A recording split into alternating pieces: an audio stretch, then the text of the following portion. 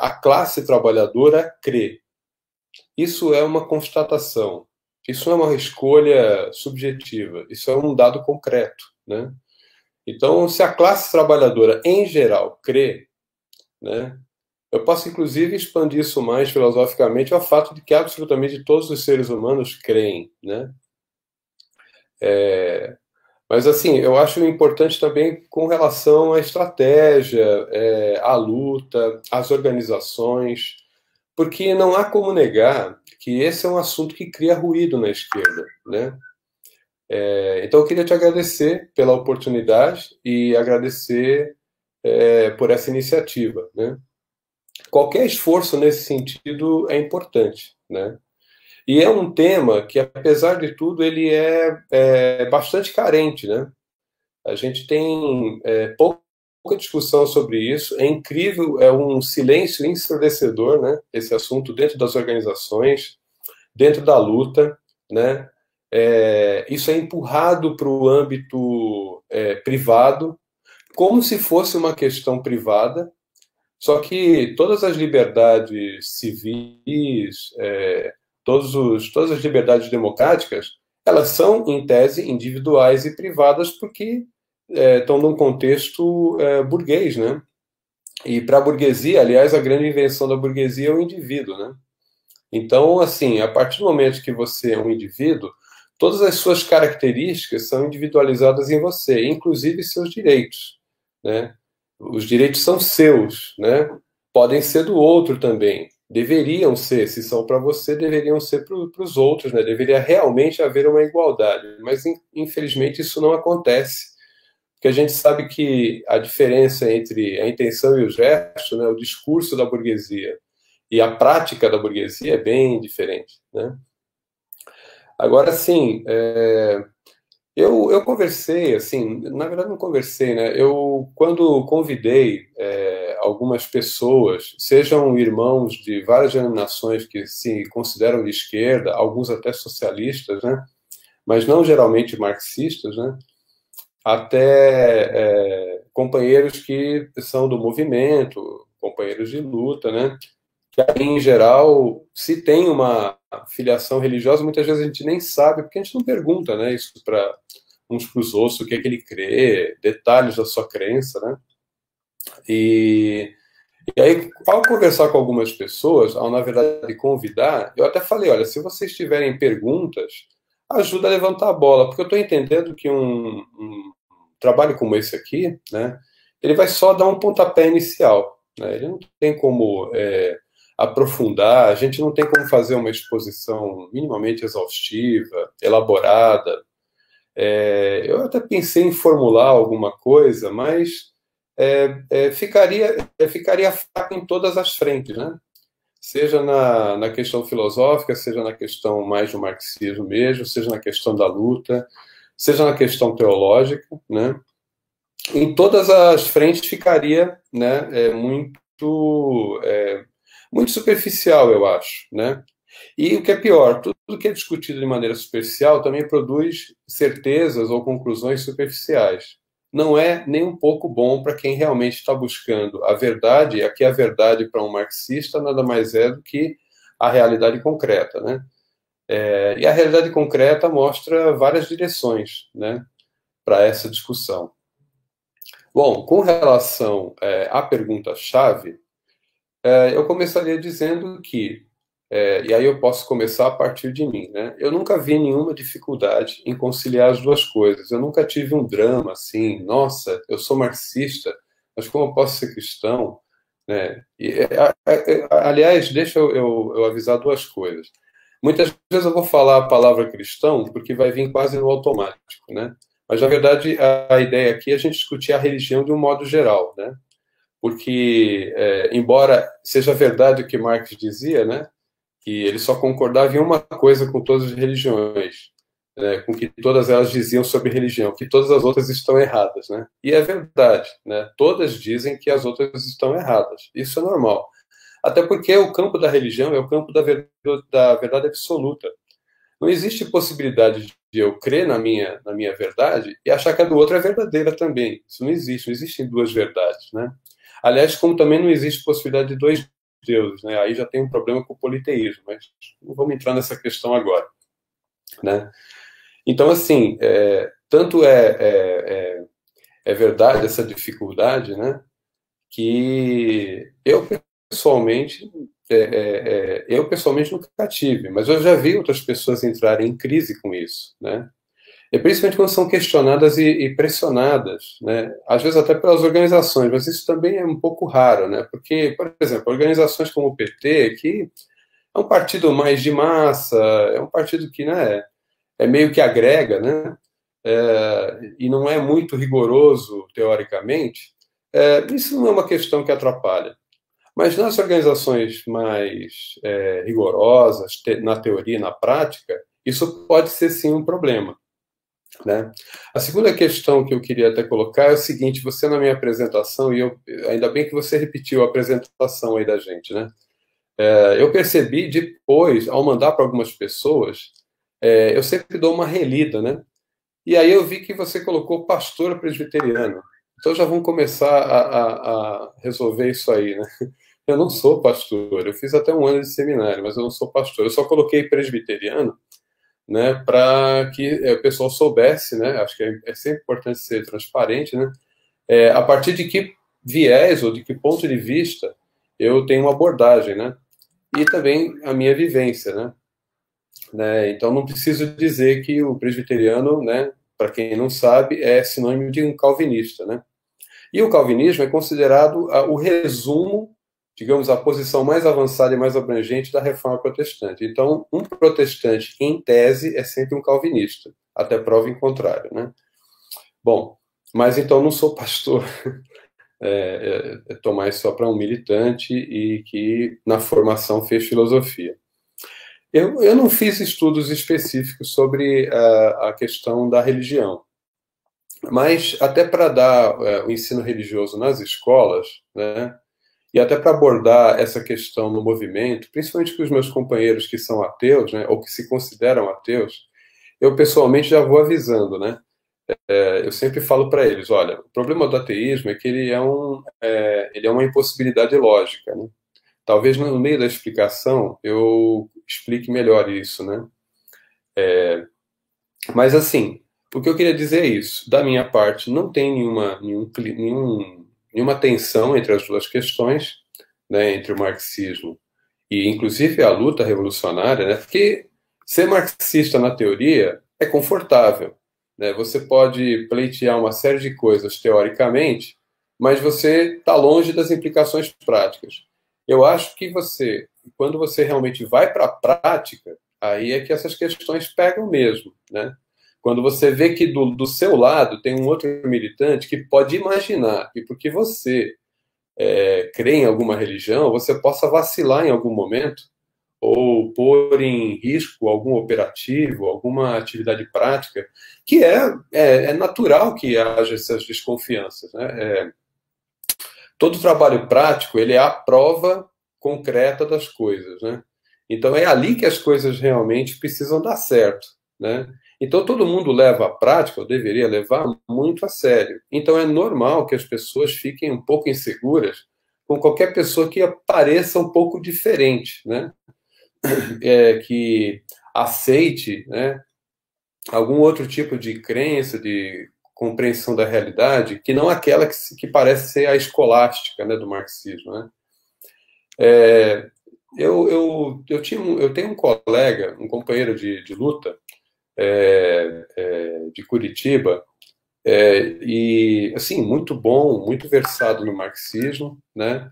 Um ateu, se considera ateu tranquilamente, né? Mas ele sempre reiterava uma coisa que eu concordo plenamente, que você não tem que ter carteirinha de ateu, né? E de não religioso dentro do movimento, nem do marxismo e nem do movimento dos trabalhadores, né?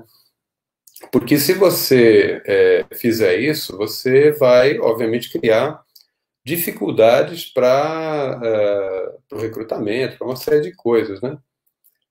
E para a luta real, né? Não tem saída. Para as questões, você só tem uma saída possível: conhecer, entender, criticar e aí então aplicar aquilo na prática, né? E com a religião deveria ser a mesma coisa. Por exemplo, se não me engano, na ideologia alemã, o Marx fala que a gente tem que fazer uma análise da realidade em todos os seus aspectos. E ele diz textualmente, né, que desde aspectos geográficos, orográficos, hidrográficos, até filosofia, religiões, né, e as ideologias de um modo geral. O marxista ele não pode ele não pode aceitar nenhum tema como tabu. Ele precisa colocar tudo debaixo da crítica, né? Porque todos os detalhes da realidade compõem a realidade.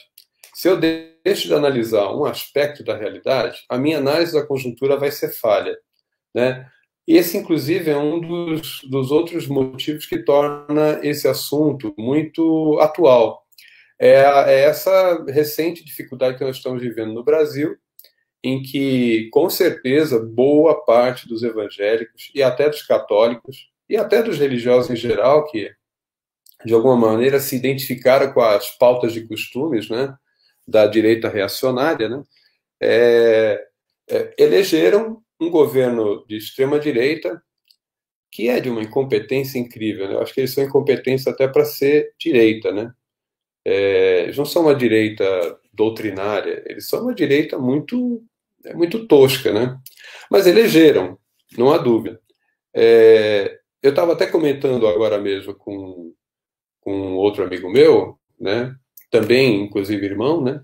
E aí eu questionei essa coisa do Bolsonaro, ele está numa situação bem difícil. Aí ele, não, mas ele vai reverter isso. Aí eu falei, olha, na minha igreja, as pessoas já teve uma hora lá que o pastor começou a defender o Bolsonaro, a igreja inteira deu risada. A igreja inteira deu risada. Já está assim o negócio. E ele já anda dando uns tapas, né, no Bolsonaro, ele que ainda sustenta o Bolsonaro, né? E olha que o meu pastor é uma pessoa assim, muito estudada, muito culta, um ótimo pastor naquilo que ele faz. É uma ótima pessoa, uma ótima pessoa. Está cheio de ótimas pessoas, né, dentro e fora das religiões, que engoliram esse engodo, né? Isso foi um engodo claramente ideológico. A questão é, com quais anzóis, com quais iscas você pesca cada um dos segmentos sociais? Infelizmente, mesmo os evangélicos históricos, e mesmo os católicos tradicionais, e mesmo os espíritas kardecistas assim, puro sangue, que normalmente têm uma visão mais aprofundada das suas doutrinas, né? E não ligam tanto, são muito mais abertos para as questões práticas, né? Então, conseguem, por exemplo, compreender que a questão do aborto não é matar uma vida, etc. e tal, conseguem entender que o aborto é uma questão de saúde, é uma questão de direito reprodutivo, direito das mulheres. Eles conseguiam fazer isso facilmente, mas, infelizmente, por exemplo, os pentecostais sempre tiveram um foco muito forte na agenda de costumes. Eles mesmos se diferenciam não pela doutrina, mas pela prática de certos costumes, né, e certas práticas eclesiais. E eles acabaram influenciando tanto, eles são a maioria esmagadora dos evangélicos no Brasil, se juntar pentecostais com neopentecostais, que os históricos acabam ficando mais sutilmente envolvíveis, né, enredáveis por essa situação. E a direita polarizou em cima dessas questões e fisgou muita gente, junto, claro, com a queimação que foi feita do PT pela Lava Jato, pela mídia, etc. e tal. Isso produziu dois efeitos. O efeito do nem, eu conheço um monte de pessoas que nem votaram, se abstiveram ou foram em branco e nulo, porque ficaram inseguros de votar em qualquer um. E aqueles que foram de cara no Bolsonaro. E mesmo assim, até que teve 30% para o PT. Bom, mas não vamos falar de política aqui, vamos falar da questão mais teórica.